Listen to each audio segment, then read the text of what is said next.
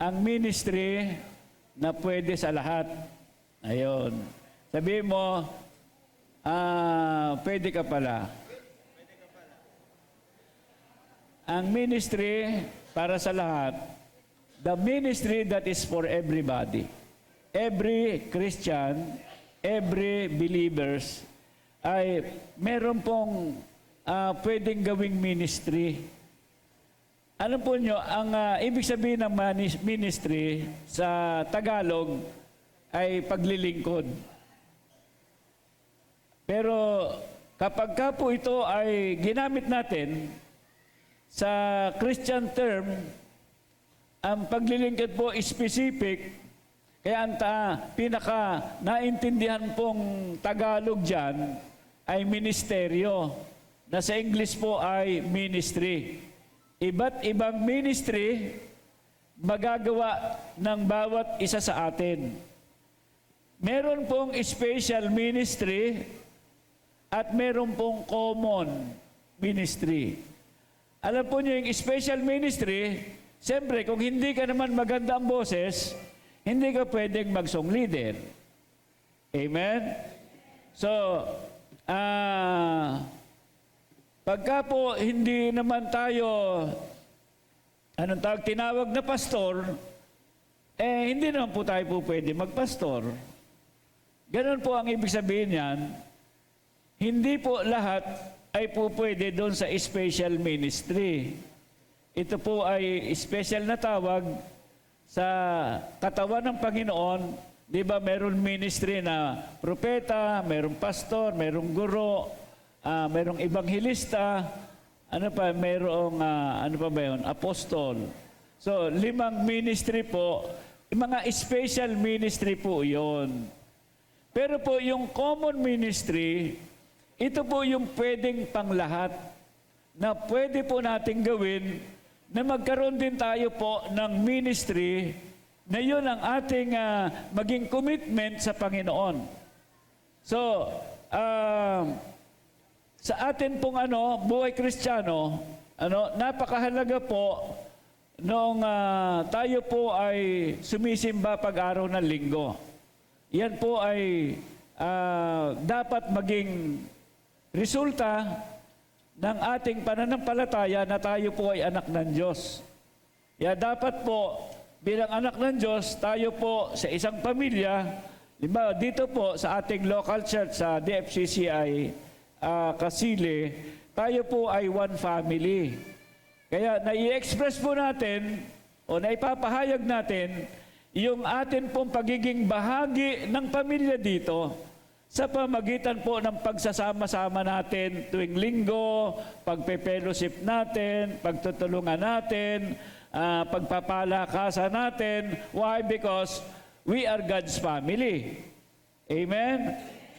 Pero po, mayroong particular ministries na pwede po nating gawin at i-commit para po lahat sa atin ay hindi lamang pang-araw ng linggo na sumisimba at pagkatapos po ay wala na.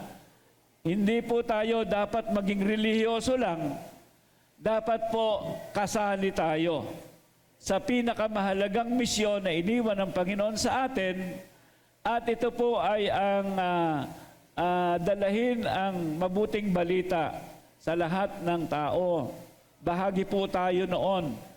So, marami tayong mga kapatid na gumagawa noon. So, pangalawa po, maging bahagi tayo ng pagpaplant o pagtatanim ng mga simbahan sa iba't ibang mga bayan, barangay. Alam niyo po ba kung bakit? Pag naging kasangkapan po tayo dyan, napakalaki ng bahagi na nagagawa mo sa Panginoon.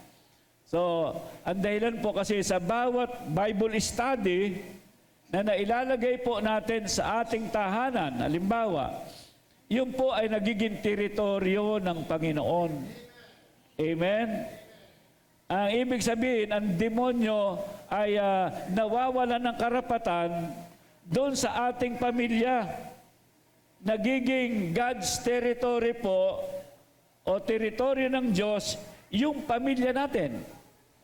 That's why, ini-encourage ko po ang lahat, na tayo po nagpapalawak ngayon, 2024, na ang bawat isa'y magkaroon po ng bahagi.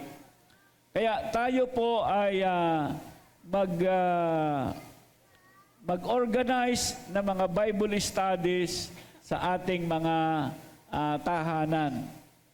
At kung kailangan po ninyo, ang mga pupunta sa inyo, ay magsabi po kayo kay Pastor Ayami.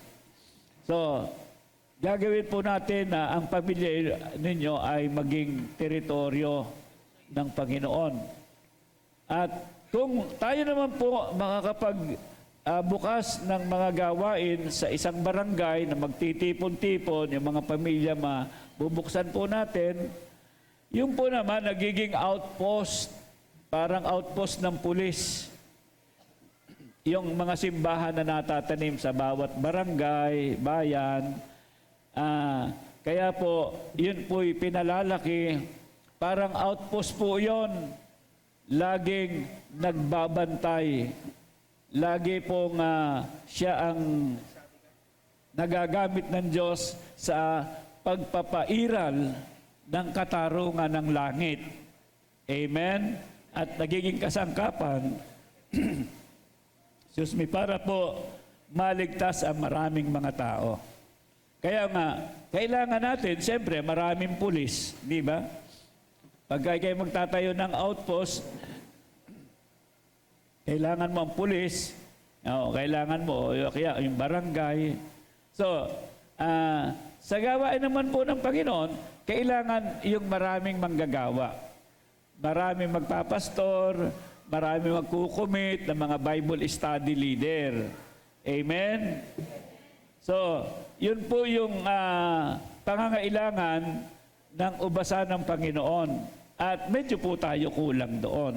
Kaya 2024 po, magsimula tayo mag-expand sa ating personal na buhay, mag-commit po tayo, at pagkatapos yung atin pong pamilya, lagyan nyo ng Bible studies. At pagka dumami po tayo sa isang barangay, lalagyan natin po ng local church o ng iglesia doon. Amen? Kasi po, si Brother Erning Nunez ay hinog na hinog po yan. Hinog na siya para siya yung magpastor. Tayo nga dyan, Brother Erning. Ayan. Lumakad ka ng konti. Ay, ganyan na nga po yun eh. Gusto pa rin magpastor. Anyway. So, asa na nga ba yung aking, wala na yung aking sermon tuloy. Ayan. So, ngayon po, yung common ministry na panglahat ay para po tayo ay maging bahagi talaga na gumagalaw, bahagi na nagko-contribute para po sa lalaki at impluwensya ng ng katawan ng Panginoon. Sapagkat tayo po ay katawan ni Kristo. Amen?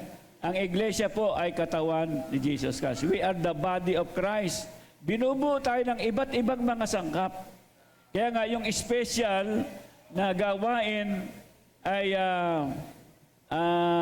tumutukoy po ito sa mga special na na tawag ng Panginoon para sa mga special na ministry.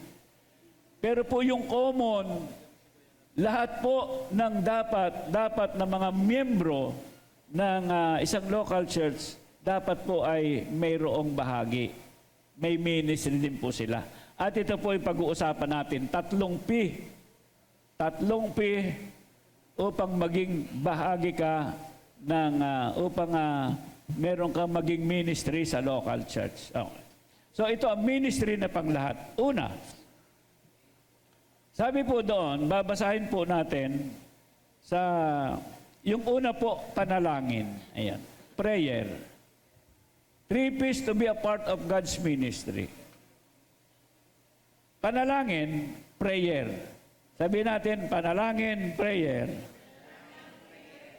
Unang P, Amen. Ngayon, sa gawa po, Acts 2:42, basahin po natin. Gawa 2:42. At sabi din po dito, at sila'y nagsipanatiling matibay sa turo ng mga apostol at sa pagsasama-sama, sa pagpuputol-putol ng tinapay at sa mga pananalangin. Take note po iyon. Naging matibay sila dito sa tatlong ito na ano po, pagsasama-sama, kasama dyan ang pagsisimba, kasama dyan ang fellowship, yung pong pagpuputol-putol ng tinapay, sa mga bahay-bahay po yan ginagawa. Yan po, it's about fellowship in the family.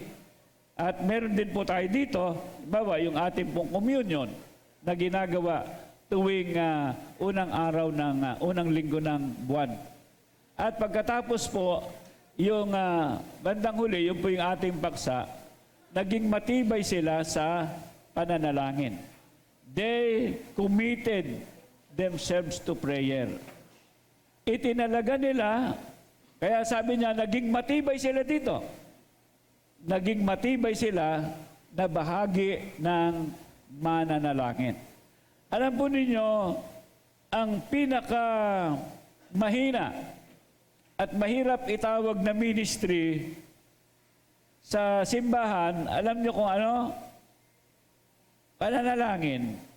Kailangan ng Panginoon ang prayer warrior. Amen. Mandirigma sa panalangin. Na nandoon sa kwarto, nasa simbahan, na ang pananalangin po ay hindi lamang paghingi. Hindi lamang po yan paglalabas ng ating mga mabibigat na damdamin sa Panginoon. Kapag ka po nag-level up tayo sa ministry ng pananalangin, nagiging prayer warrior po tayo. Amen? Lalaki o babae at maging mga kabataan, kapag ka po tayo ay nag-commit bilang mga prayer warrior o ginawa nating ministeryo ang ating pong pananalangin, ang dami pong mga himala na mangyayari, ang daming mga mabubuting bagay na gagawin ang Panginoon, sapagkat ang pinakasusi ng lahat ng mga bagay halos na ginagawa ng Panginoon sa isang iglesia, ang dahilan po sapagkat may mga taong nananalangin. Amen? Ito po ay pwedeng gawin ng malakas, ng mahina, pwedeng gawin ng mayaman, pwedeng gawin ng mahirap, at matanda o bata. Ito po'y panglahat. Ang kailangan lang po natin, makita natin na kaya natin itong gawin at tayo po ay magkukumit para po tayo ay maging mga prayer warriors. Alam po ninyo, ang pinakakakaunti na dumadalo sa lahat ng mga gawaing ginagawa sa simbahan, alam po ba niyo kung alin? Pagka prayer meeting, 10, 5, 20. Sa linggo po walang problema kasi talagang itinakda na yan sa bawat mananampalataya Iniutos na yan ng Panginoon. Pero po yung prayer, ito po ay pinagtatalagahan natin. We can commit to be a prayer warrior para sa Panginoon. Pag sinabi pong prayer warrior, mandirigma sa panalangin. Pag sinabi mo nga, mandirigma, palaban. Amen? Laban sa mga kaaway ng atin pong pananampalataya at ng gawain ng Panginoon. Amen? Kaya nagagamit po tayo. So, sila'y naging matibay. Sa Efeso 6:17 at talatang 19 hanggang 19. Ang sabi po ito, isuot ninyo ang helmet ng kaligtasan, gamitin ang tabak ng Espiritu na walang iba kung hindi ang salita ng Diyos. Ito po'y sinasabi, kung inyong babasahin hanggang sa itaas, ito po ay patungkol doon sa pakikipagbakang espiritual. Spiritual warfare sa Ingles. Kaya sabi po dito, isuot yung helmet ng kaligtasan. Dapat alam mo yung katotohanan na ang Panginoong Jesucristo ako ang daan, katotohanan at buhay. Alam mga kaparos, Ama, o hindi sa pamagitan ko. Sa 4:12 ng gawa, ang sabi na walang ibang pangalan na ibinigay sa sinulong ng langit para ang tao ay maligtas, di ang pangalan ng ating Panginoong Hesus. Pag alam mo ang katotohanan yan, sabi niya, that will be your helmet. Hindi ka madadaya, hindi ka maikayat ng iba't ibang mga doktrina para hikayatin kanila sa kanilang samahan. Pangalawa, ang sabi diyan, gamitin ang tabak na espiritu na walang iba kundi ang salita ng Diyos. So, siyempre, ang magdirigma, meron dalang tabak yan, espada, nung araw yan. So, pagka nagkaroon digma, kung hindi pa na, espada ang daladala, pagka yung man-to-man combat, siyempre, kailangan mo ang espada. Amen? Kailangan mo yung sword. At sa atin pong spiritual warfare, kailangan po natin talaga ang Bible. Kailangan natin, alam natin ang salita ng Diyos. Alam natin na ipanglaban ang salita ng Diyos laban sa gagawin ng demonyo at ginagawa ng demonyo sa buhay mo, buhay ng pamilya mo, buhay ng ating kapatiran. At sapagkat ikaw ay nagbabasa ng Bible at ikaw ay prayer warrior, amen, magagamit mo ang salita ng Diyos sa iyong pananalangin at para iyong pigilin o talunin mo, itaas mo ang iyong panalangin sa ating Panginoong Jesucristo at i-address mo yan sa mga problema na mayroon ang ating kapatiran, ang iyong pamilya at ang ating mga mahal sa buhay o sa ating sarili. Sabi dito, 18, ang lahat ng ito'y gawin ninyo na may panalangin at pagsamo. So, ang salita ng Diyos, pag ginamit natin, ay kailangan sa panalangin, ginagamit natin yan. Manalangin kayo sa lahat ng pagkakataon, sa patnubay na Espiritu, lagi kayong maging handa at patuloy na ipanalangin ang lahat ng hinirang ng Diyos. Hindi po madali yon. Marami ang mga bagay na pwede nating ipanalangin. 19, ipanalangin din ninyong ako'y pagkalooban ng wastong pananalita upang buong tapang kong maipahayag ang hiwaga ng magandang balitang ito. Sabi niyan, ipanalangin daw natin na may pagsamo, manalangin sa lahat ng pagkakataon, sa patnubay na Espiritu, laging maging handa at patuloy na ipanalangin ang lahat ng hinirang ng Panginoon. Mahalaga po ang pananalangin yan. Ipanalangin din ninyong ako'y pagkalooban ng wastong pananalita, yung mga mangangaral, yung mga pastor, yung mga manggagawa na nagbabahagi ng salita ng Diyos. Sabi, ipanalangin din ninyo kami. Amen? So, ito po ay napakahalaga na bahagi. Prayer is the vital part of our spiritual warfare. Kaya nga, mahalaga, na marami pong mga kapatid na mag-commit sa pananalangin. Pangalawa, ba't mahalaga ang pananalangin? Sapagkat prayer releases the will of God on earth.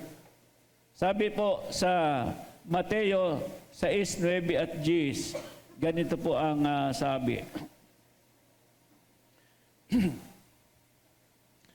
Magsidalangin nga kayo, ito sa Ama namin magsidalangin nga kayo ng ganito. Ama namin, nasa langit ka, sambahin nawa ang pangalan mo. So, inia-address natin ang ating panalangin sa Diyos na nasa langit. Hindi doon sa kahoy at bato. Walang mangyayari po doon. Kahoy at bato yon. Kaya pag tayo nanalangin, hindi sa mga santo-santo, hindi sa kanino mang San Pedro, San Clemente, o kaya ano nga ba yung sa Lipay, yung sa Batangas, sa Pio Quinto, ay ang sabi nito, pag ikay nanalangin, address mo sa Diyos sa langit. Amen? So pag Diyos sa langit, ang naka-address yung panalangin mo, di siyempre, siya ang sasagot. Pangalawa, ganito ang sasabihin natin. Gawin nawa ang iyong kalooban kung paano sa langit, gayon din naman sa lupa. O ngayon, ibig sabihin, pagka hindi tayo nananalangin, walang nananalangin na sa gabay ng Espiritu Santo, kahit gustong gawin ng Diyos ang mga bagay na gusto niyang gawin sa langit para dito sa lupa, hindi po mangyayari. Nakita po ba ninyo yan? Kaya, kapag ang isang tao ay nag-commit para maging prayer warrior, marami pong kalooban ng Diyos ang nangyayari sa buhay mo, sa buhay ng iyong pamilya, sa buhay ng mga kapatiran na ipinapanalangin mo, sa buhay ng ating bansa. Nire-release ng langit yung kalooban niya dito sa lupa. Amen. Kaya, tayo naniniwala tayo sa pagpapala. Sapagkat sinabi ng Panginoon, pupunan ng aking Diyos, sa 4:9 ng Pilipos, pupunan ng aking Diyos ang lahat ng inyong pangailangan ayon sa kanyang kayamanan sa langit sa pamagitan ng ating Panginoong Hesukristo. So, kaya ako na po naniniwala na doon sa langit po, wala pong bahay kubo doon. Amen? Ang bahay doon ng mga taong pupunta roon ay mga ginto sa subdivision, mga mahalagang bato sa subdivision na ang kalsada ay gintong lantay. Kaya walang nagugutom sa langit, walang naghihirap sa langit. Amen? Walang demonyo sa langit. Kaya, pagka tayo nanalangin, mangyari ang kalooban mo. Sa langit, walang hospital. Wala may sakit dun eh. Kaya, hanggat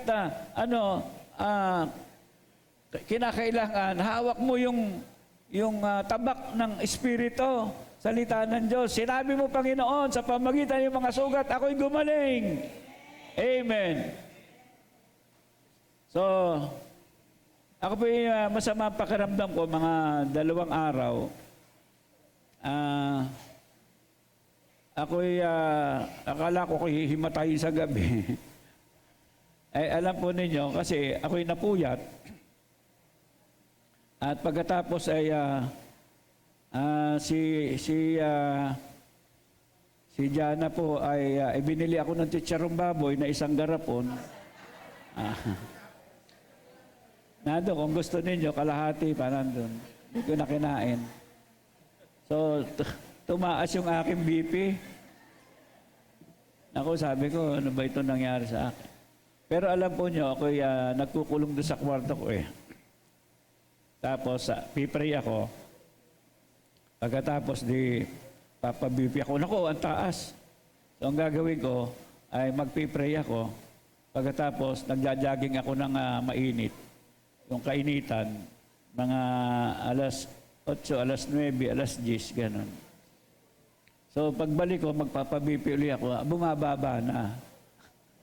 Ganun pala magandang gamot sa, ewan ko kung gamot sa inyo, pero sa akin, ano yun eh.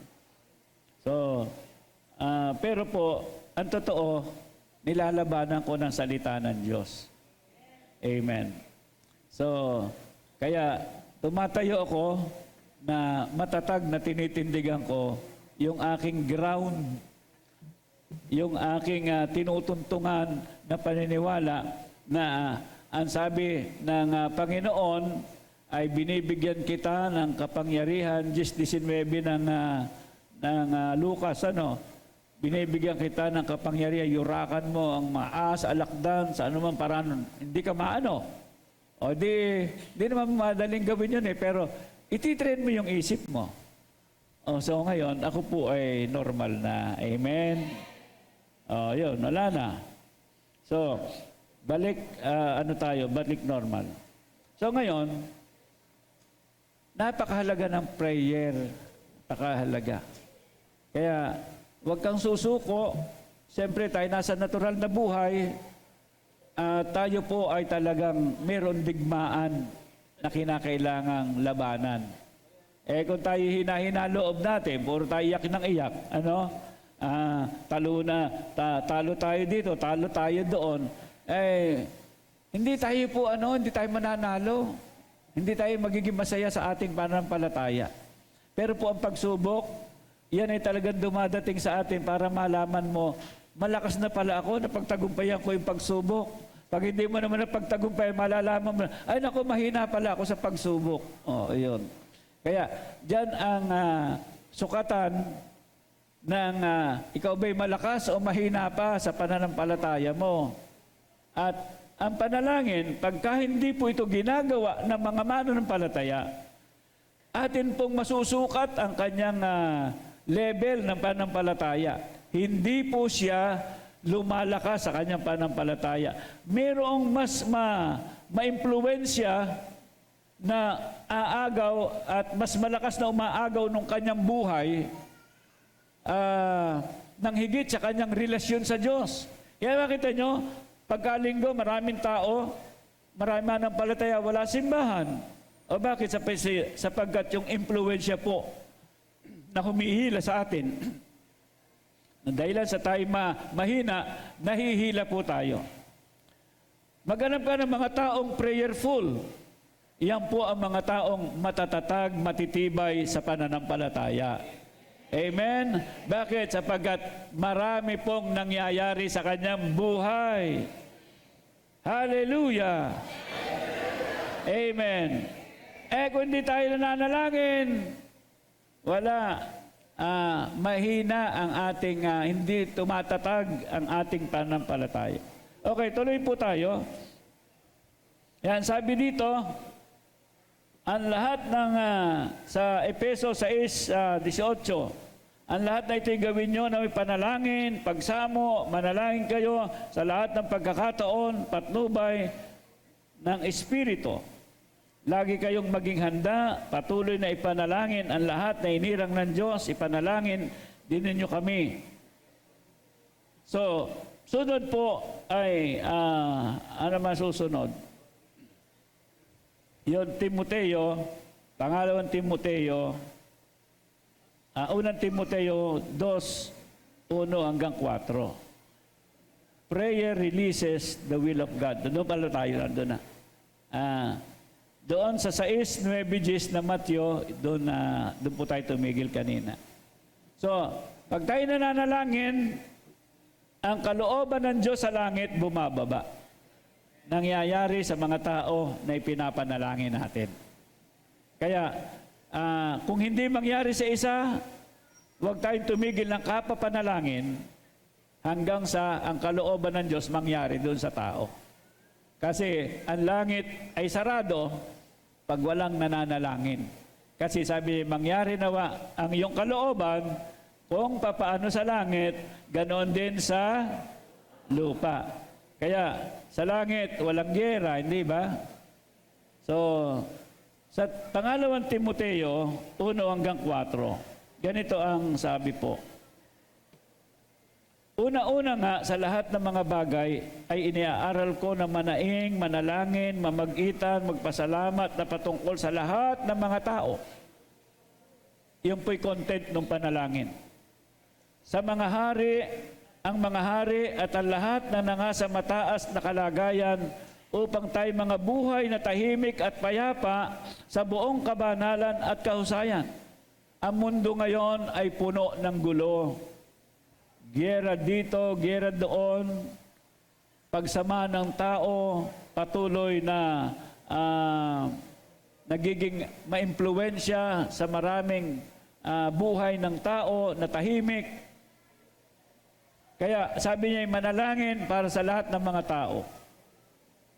Sa mga hari, mga pinuno, mataas na kalagayan, para ipag-pray natin na sila ay gawin yung kanilang tungkulin na kanilang pamahalaan ang bayan ng maayos, gawin ang mga nararapat, ipatupad ang mga hustisya na dapat na ipatupad para ang mga tao ay mabuhay na tahimik.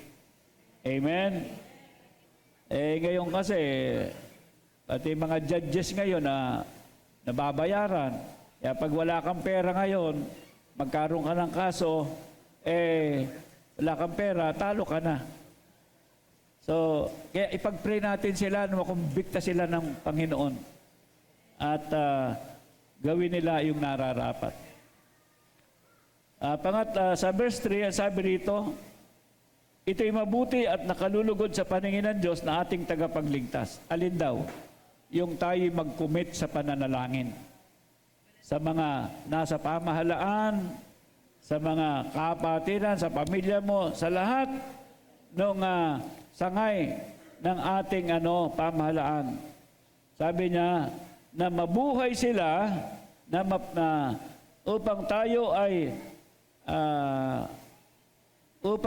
mga buhay na tahimik at payapa sa buong kabanalan at kausayan. Ito'y mabuti, nakalulugod sa paningin ng Panginoon. Yun ang gusto ng Diyos sa isang bayan. Matahimik, mapayapa. Pagkatapos na siyang may ibig na lahat ng mga tao'y mga ligtas at magkaroon ng katotohanan. Doon sa verse 4 po. Na siyang may ibig na lahat ng mga tao'y mga ligtas, mga kaalam ng katotohanan. So, pag tayo po'y nananalangin, marami pong tao ang lumalapit sa Diyos. Marami ang mga tao na nahihikayat. Amen? Bakit po? Kasi nagpapauna ang Holy Spirit sa kanila. Pag tayo po'y nag-share sa kanila ng Ebanghelyo, ang Espiritu ng Panginoon gumagawa na doon sa kanila. Bakit? Kasi po, merong nananalangin. Hindi madali, pero nangyayari po. Minsan taon, yung anak na hindi pa talagang maintindihan ang kahalagaan ng paglilingkod sa Diyos, panalangin lang at bahaginan sila ng salita ng Diyos. Hindi tayo nagliligtas, pero tayo ang nag-o-organize. Ang Diyos ang siya nagliligtas. Kaya huwag tayo susuko at huwag nating bibitawan yung ating mga mahal sa buhay na hindi paligtas. Mga kaibigan natin. So, yun po ang mahalaga. Ito daw ay nakalulugod sa paningin ng Diyos na pag tayo'y nanalangin sa mga hari, sa mga nasa mataas na kalagayan, sa mga tao, mamuhay tayo ng mapayapa, ito daw ay kalooban ng Panginoon, nakalulugod. Okay, number 2. Amen? Number 2, ang sabi rito, prayer is, prayer is the vital part of our, yun na, ko na lang, Dalawang bagay, ang panalangin ay mahalagang bahagi ng ating pakikipagbakang espiritual. Yung ating tinanggap, kanina. Pangalawa, ang panalangin ay nagre-release ng kalooban ng Diyos sa langit patungo sa lupa. Yun yung kaya tayo po nananalangin, nagko-commit sa panalangin. Kaya sabi na, lang itinalaga ang kanilang sarili, naging matatag sa pagsasama-sama, pagpuputol-putol ng tinapay at sa pananalangin. Merong mabuting bagay na nangyayari pagka tayo po'y nanalangin. Prayer is the key, faith unlocks the door. Pangalawa po, pagkakaloob. ito po ay ministry na panglahat. Bata, matanda, mahirap, mayaman. Ang ministry po ng pagkakaloob ay napakahalaga na maging bahagi po ng panglahat na ministeryo ng bawat isa sa atin. Pagkakaloob, letter P, o kaya 3 P una, pananalangin. Pangalawa, pagkakaloob, o yun, sa Tagalog. Sa English, giving. Kaya nilalagyan ko na English Tagalog. Ayun. Pagkatapos, sabi diyan, bakit mahalaga ang pagbibigay?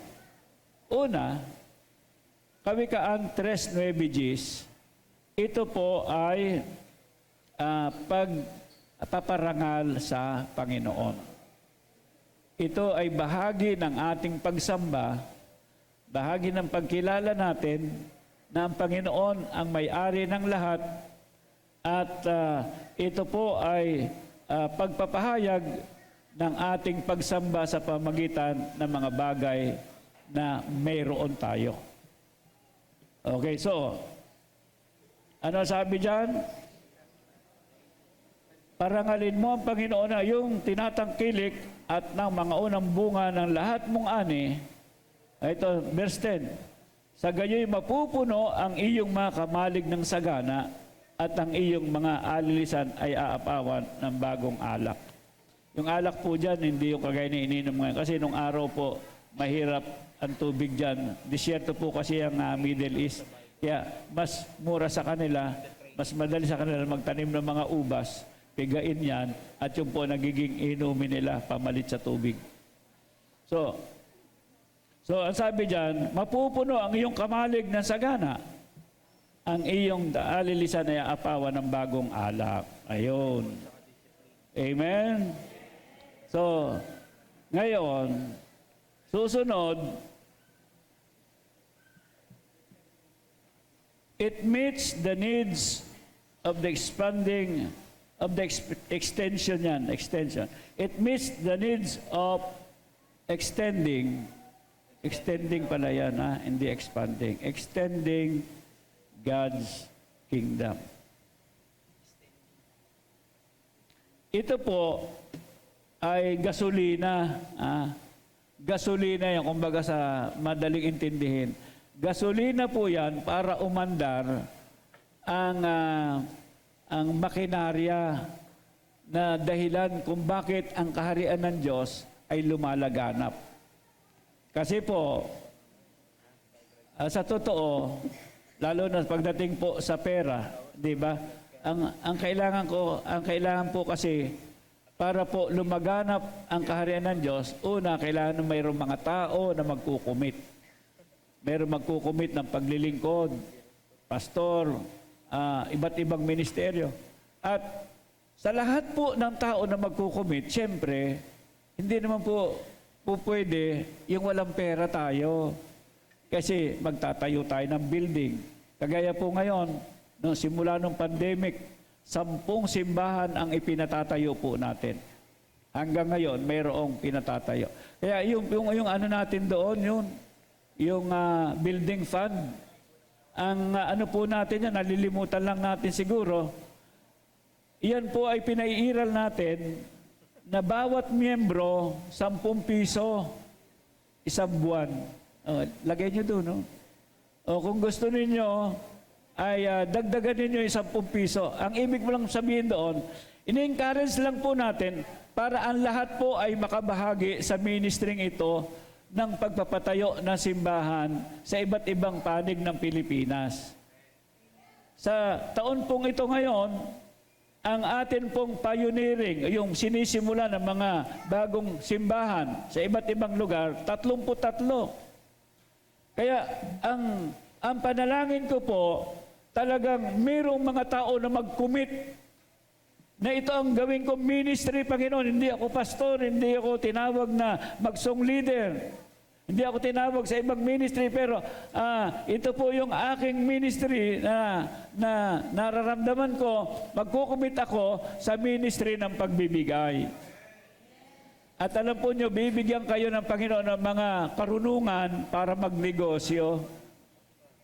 At I pray nga, sabi ko, sana magkaroon ng mga milyonaryo ang kasili uli na magiging ministry nila ang pagsuporta sa gawain ng Panginoon. Amen? Okay, palapakan muna natin ang Panginoon. Tinatagpo po niyan ang pangangailangan sa kaharian ng Diyos. Pangalawang Korinto 9 at talatang 7. Ang sabi po doon, bawat isa magbigay. Hindi mabigat sa loob, di dala sa pangailangan.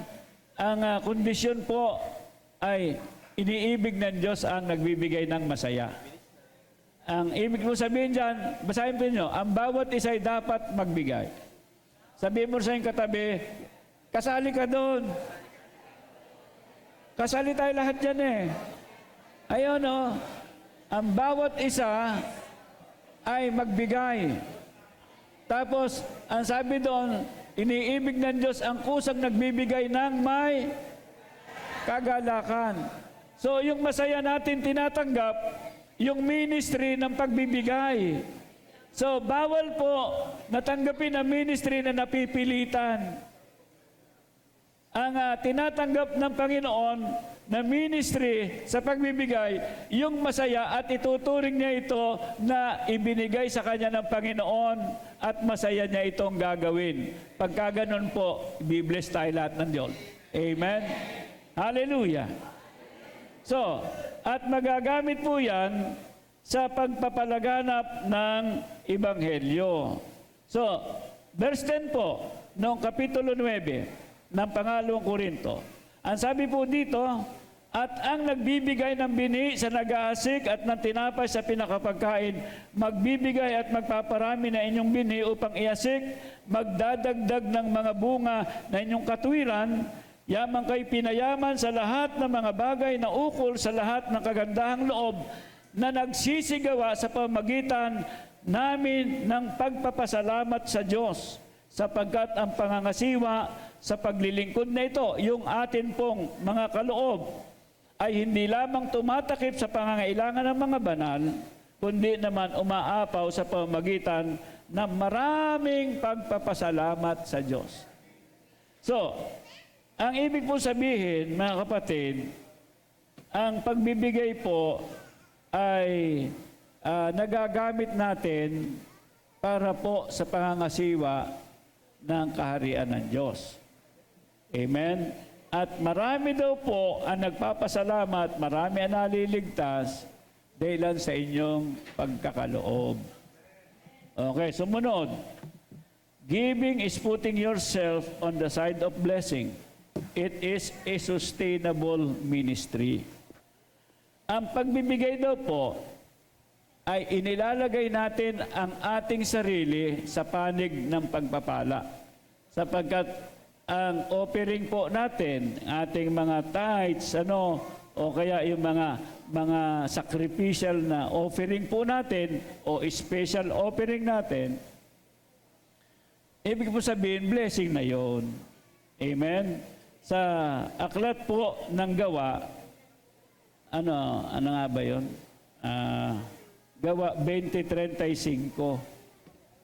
Sabi po dyan, sustainable, ayun, ang pagkakaloob, ito yung ministry na sustainable. Ang sabi po dyan, mas mapalad raw ang nagbibigay kaysa sa tumatanggap. Doon sa, sa bandang huli, sabi, sa lahat ng pagkakataon, ipakita ko sa inyo sa pamagitan ng ganitong pagtatrabaho, dapat yung tulungan ang mahihina. Alalahanin natin ang mga salita ng Panginoong Yesus. Sabi dyan, basahin natin sa huli, higit na mapalad ang nagbibigay kaysa tumatanggap. So, ang pagbibigay po ay sa blessing. At ito'y ministry na sustainable. Alam po ba niyo yung sustainable? Ibig sabihin, halimbawa, tayo po ay masayang tumatanggap ng ayuda. Ayuda. Itong mga tinatanggap natin, mga ayuda galing sa gobyerno. Di masaya tayo. Sino malungkot na tumanggap na ayuda? Malungkot ka. Hindi ka nakatanggap kasi. So, siyempre, pagka tayo binigyan po, tayo masaya. Amen? So, pero, pagka po puro tayo tanggap, panay tanggap ang ating iniisip, hindi po tayo unlad sa buhay. Alam niyo kung bakit? Kasi po, pag tanggap lang ng tanggap ang mga tao at walang pumapasok, ang susunod po ay pagbabayad ng malalaking utang. Mangungutang ang gobyerno para may maibigay sa inyo na ayuda o sa atin, tapos ay ayuda, hanggang maubos na po ang pambigay. Tapos utang, baon sa utang, hindi naman po pwede mamigay na walang pagkukunan. Amen? Nauubos po yung resources kapag hindi po produktibo ang mga tao.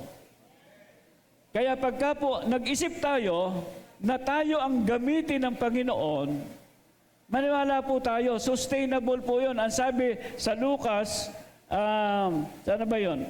Lucas 6:38, magbigay ka at ikaw ay bibigyan. Anong sukat?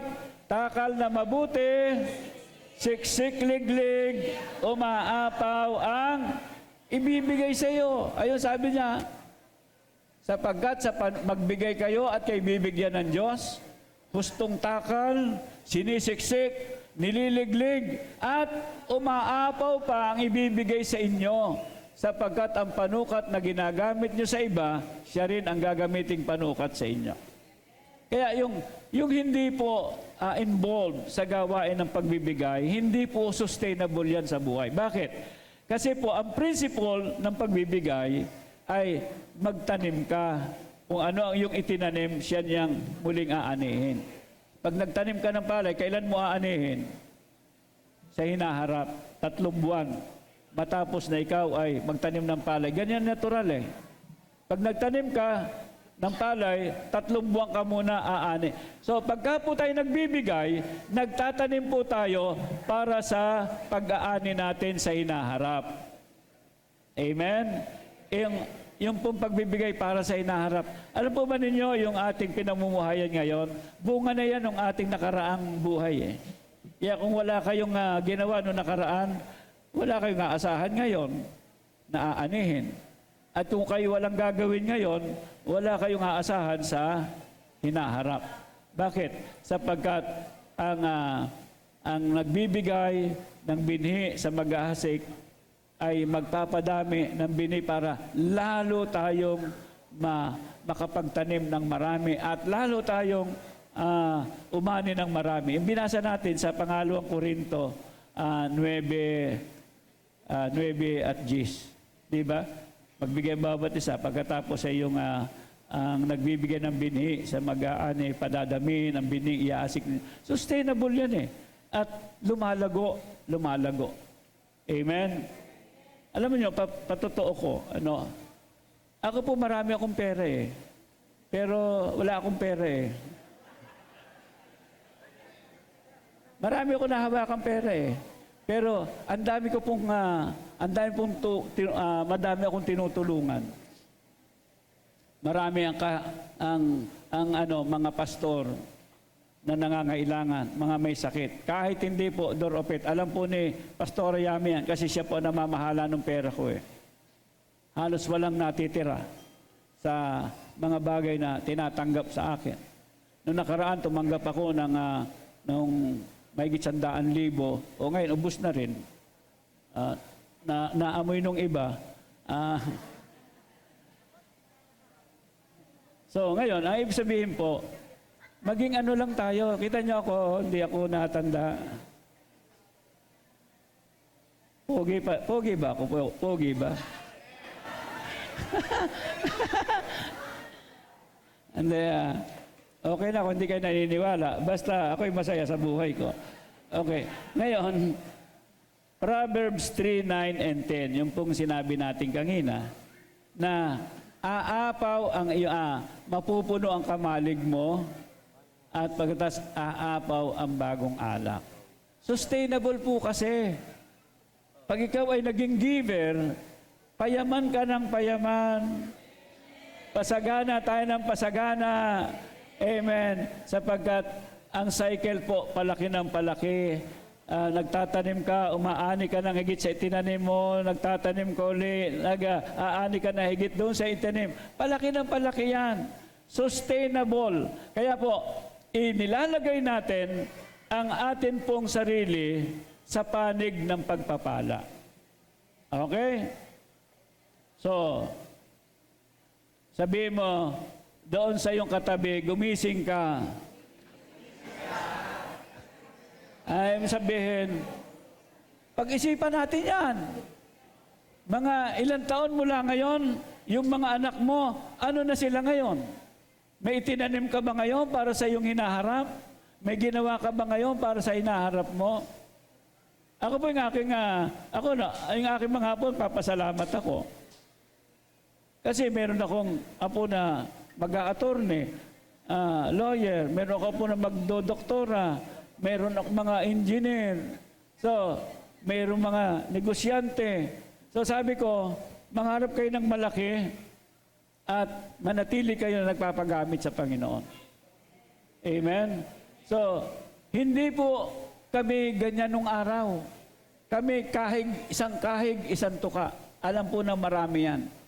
Pero, yung pong mga alaga kong pastor noon, kung ano, ang bigas namin noon, wala sila, pamilya nila, nag-aaral sila, hati-hatiin pa namin yun. Pero ngayon po, hindi na.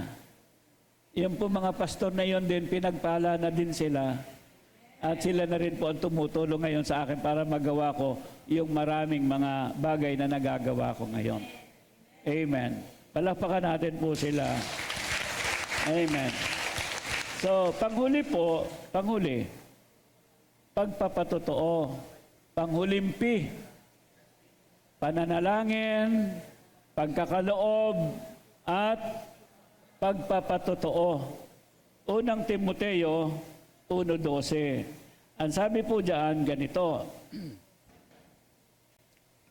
makipagbaka ka ng mabuting pakikipagbaka ng pananampalataya, manangan ka sa buhay na walang hanggan, na dito'y tinawag ka. At, yung bandang huli po, ipahayag mo ang mabuting pagpapahayag sa harapan ng maraming mga saksi.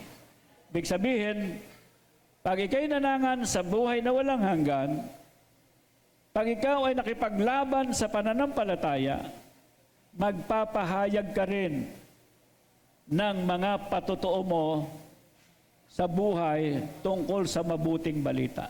Ano ang ginawa ng Diyos sa iyo? Ano ang iyong mga patotoo sa buhay na iyong naranasan kung bakit ka naging born again?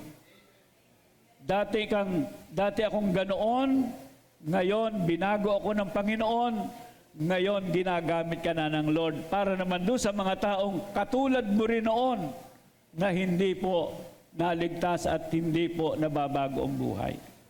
So, pagpapatotoo, ito po ay pagpapakasangkapan naman para po tayo gamitin ng Diyos para maraming mga tao ang pumasok sa langit. Ito ang dahilan kung bakit napasasaya natin ang mga anghel sa langit. Sapagkat marami po ang mga nagbabalik loob sa Panginoon, naliligtas at nadadagdagan sa pamagitan ng mga Kristiyano, nagpapatotoo, naghihikayat ng mga tao. Marami po ang mga, tawag dyan, nalimutan ko na yung aking susunod na sasabihin. So, marami ang mga tao na naliligtas at nadadagdagan ang populasyon ng langit. Dahilan kanino? Dahilan sa iyong pagpapatotoo, pagpapahayag ng mabuting balita. Pangalawang Timoteo, sapagkat hindi tayo binigyan ng Diyos na espiritu ng katakutan, kung hindi ng kapangyarihan at ng pag-ibig at ng kausayan.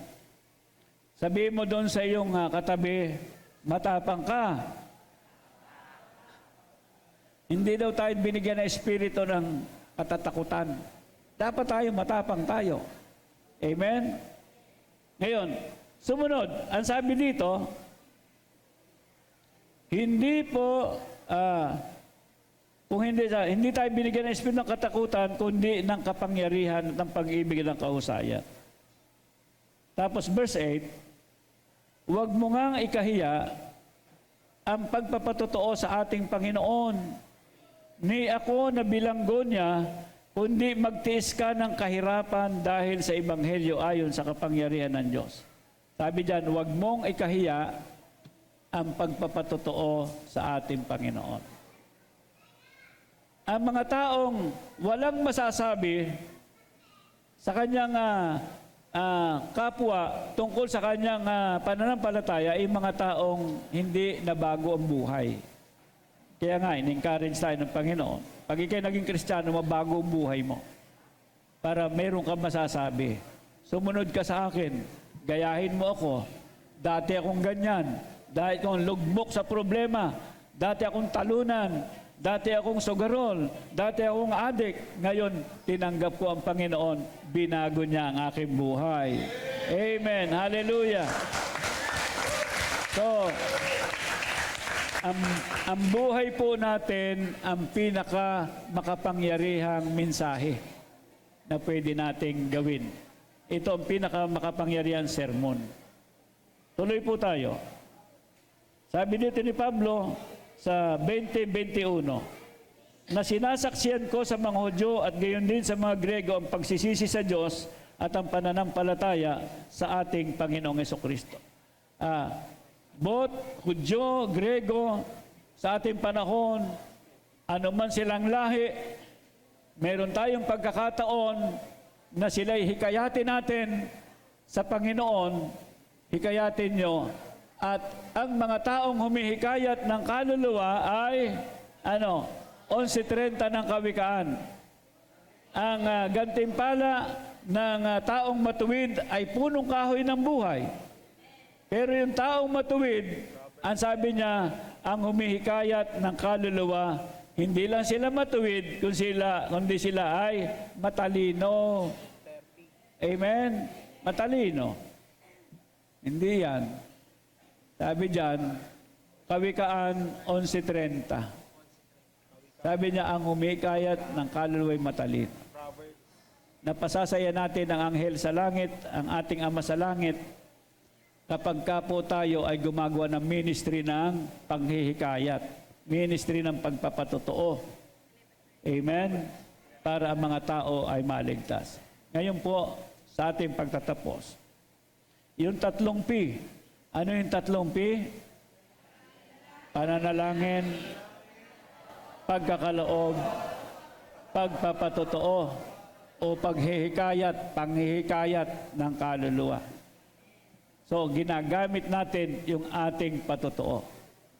Gamitin po nyo, ilagay nyo yung panghihikayat para mas madali nyo matandaan. So, wag po tayong masiyahan na matatapos tayo sa buhay natin na nakaupo lang sa simbahan pagkalinggo.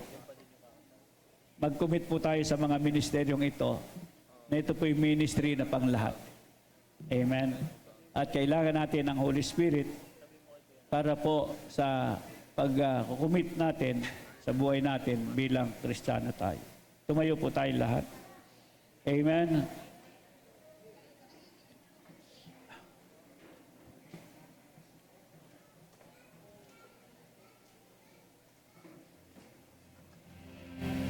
Sa iyo inaalay ko, sa iyo inaalay. Sa ating pong anong ito? Wala pa po, wala pa. Ngayong pong Pasko, gawin po natin yung ating team. Sabi niya, bawat isa mag-imbita ng isa. So, gawin nating doble ang attendance natin sa araw ng Kapaskuhan. O kaya, gawin nating triple. Sumali po tayo sa ministeryo. Hallelujah. Na pwedeng gawin ng lahat. Kaya manalangin kayo sa hikayatin ninyo at kayo ay manalangin na kayo pagpalain ng Panginoon. Mag-commit kayo sa ministeryo ng pagkakaloob. Simula kayo sa maliit, gawin niyo itong ministeryo at ito'y palaki ng palaki pagpapalain ng Diyos ang mga bagay na hawakan ng inyong mga kamay.